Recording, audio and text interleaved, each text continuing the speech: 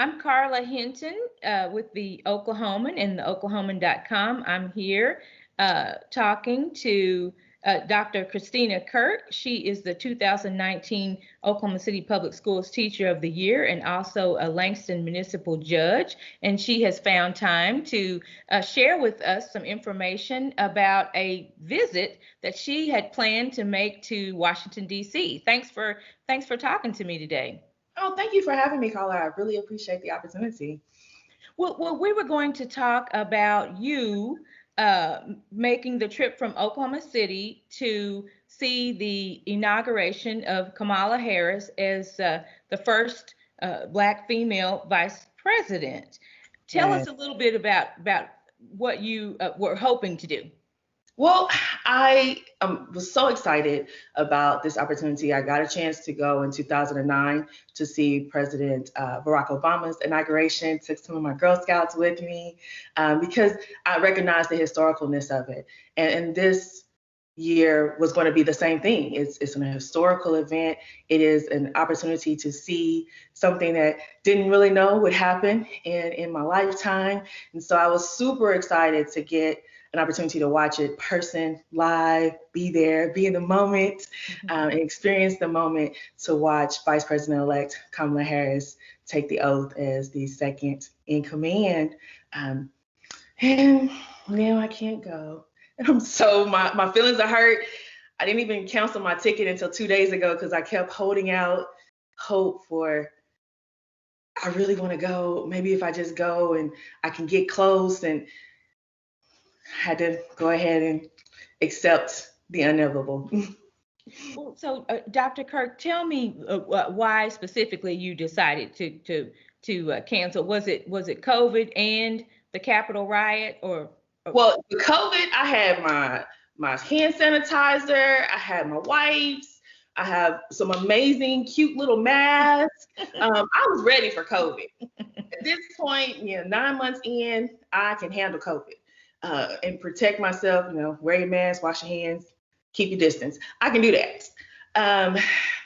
Honestly, Wednesday's events took it to a different place for me. I never expected to see our U.S. Capitol breached by our own American citizens. And so that was a different place for me. And then in lieu of the credible threats that the FBI has put out, that there are threats for the inauguration, I got to think about safety, got to think about obeying those requests, and both the transition team as well as the mayor of DC have requested that we don't come celebrate. We find alternate means to celebrate the momentous occasion. And I want to be respectful of that. And even if that means I don't get to witness history live, I will be sitting somewhere with some of my fellow sorority sisters watching with respect and admiration and in awe. Okay. So tell me a little bit about AKA, because that is the interesting thing about you and the remarkable connection that you have with Kamala Harris, because, well, obviously you're a Black female, but you're also a member of this sorority. Yes, we are both members of Alpha Kappa Alpha Sorority Incorporated, and we were founded back in 1909 with the envision that Black women have so much to contribute to our society, and that there is strength in sisterhood and scholarship. And in doing so, an organization was developed that for over 113 years has perpetuated that sense of college educated women coming together to be of service to all mankind. And we both, Vice President-elect Kamala Harris and I both went to HBCUs, and then we're both a part of this international sorority where we have over 300,000 women who serve in over 1,000 chapters faithfully to our individual communities. And that's a wonderful connection to have. I have a sister in the sorority that is doing some amazing things, along with all the other women of Alpha Kappa Alpha sorority. We're all making our own mark in our own way, but to see one of our own sisters set to the second hand. In the second hand, it's like amazing opportunity for us. So we're really excited as an organization, and that trickles down to us individually as well. Okay, okay. Well, one of the things that we had talked about too, you had talked about this being such a special occasion because there would be someone, in at the highest, at one of the highest levels of office in our country who looks like you. Yes, I'm super excited about that, and I work with girls. That's my passion. That definitely is my purpose, and so I know for myself what it feels like, the excitement and the pride to be able to see someone that looks like me in such a position. But I also know what it means for our young ladies and the girls that are coming up now. For me, this event was, oh my God, this is happening. I'm in shock. But for them, this will be their norm. Mm-hmm. They will grow up in a society where the second in command looks like them. And it doesn't seem like a far-fetched fairy tale anymore. It is a reality for them. And as Senator Vice President-elect has said, she's just opening doors, and she may be the first, but she doesn't expect to be the last. And so this is an opportunity for girls to see that. And that makes me even more excited as a person who works with youth. I'm so excited for them to normalize seeing women of color in seats of power. Okay. Well, let's touch on something. I know we had mentioned this in the newspaper story. There's a mini controversy about the Vogue cover featuring Kamala Harris, and you were saying that as far as you're concerned, it's not really that interesting. No, it's not. It honestly is not. And this is a historical moment that we are experiencing as a nation. We can always find something to have a conversation about. And I understand the news has to pick up the momentum wherever the momentum may be. But as far as Alpha Kappa Alpha, Sorority Incorporated members that I associate with, we're in our circles, we're just focusing on the historicness of the moment. We are proud. We are in support of our sister. We are excited to witness this occasion. And we're just going to be sitting back on January 20th, beaming with pride and not worrying about pop culture's conversations. Because right now, the focus has to be on the fact that we are living history. There will be another Vogue cover. There'll be other opportunities to have other conversations. But right now, the focus is on the historicness of the moment.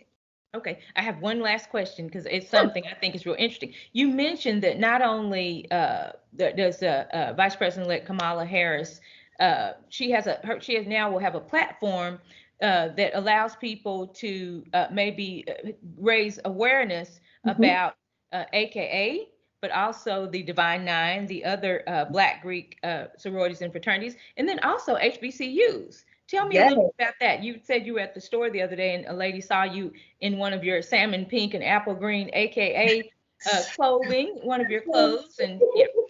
Well, so I did grad chapter, so I'm still relatively new. I am a member of Fall 19, even though I've seen AKA and seen AKA women walk in excellence my entire life. My sixth grade teacher was AKA, and she introduced me to the letters, introduced me to what a woman of Alpha Kappa Alpha Sorority Incorporated looks like. And so I've always walked in that because that's always been an aspiration.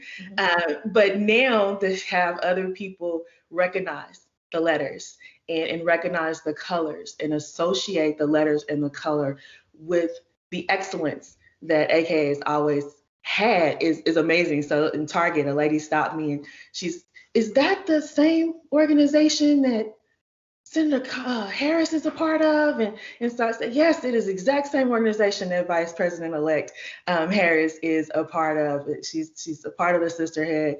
And she's like, well, you were in Howard. And I was like, yes, ma'am. She's like, now Howard is one of those Black schools. I said, yes, ma'am. It is a historical Black college and university, and founded in 1867. So a long time ago. We've been educating people of color at HBCUs for a very long time. I myself went to Fisk University in Nashville, Tennessee, which was founded in 1866. a year before Howard.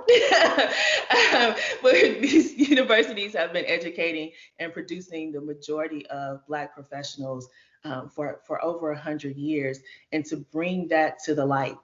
So the next generation of students, the next generation of employers, the next generation of clients knows that when they see a person with a HBCU degree, it's not inferior. Our degrees stand bright and tall next to all other degrees, because we actually get, for me, I got a special place for it. I went to HBCU, I went to PWI, but the family and the connection that you get at HBCUs, which is why you see so much love from the Howard family for Vice President-elect, because it's a family. Once you go to a HBCU, you are a part of the family. We love you. We have the friendly banner between the different schools. The same thing between the different organizations. All of the Divine Nine stand in admiration of what's going on in our country right now with Vice President-elect. And we all support it. We support getting out to vote. We support people being informed to vote. You know, we never tell anyone who to vote for, and all of our actions are individualized, but as an organization, we support voting and being a part of the electoral process.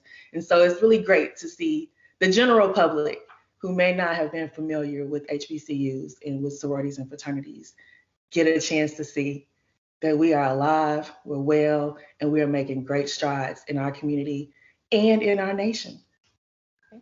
Well, thank you so much, Dr. Kirk. Thank you for taking the time to talk to us today. Oh, thank you for having me. Anytime I'll talk about AK. Anytime. All right. Sure. This is Carla Hinton reporting for the Oklahoman and Oklahoman.com.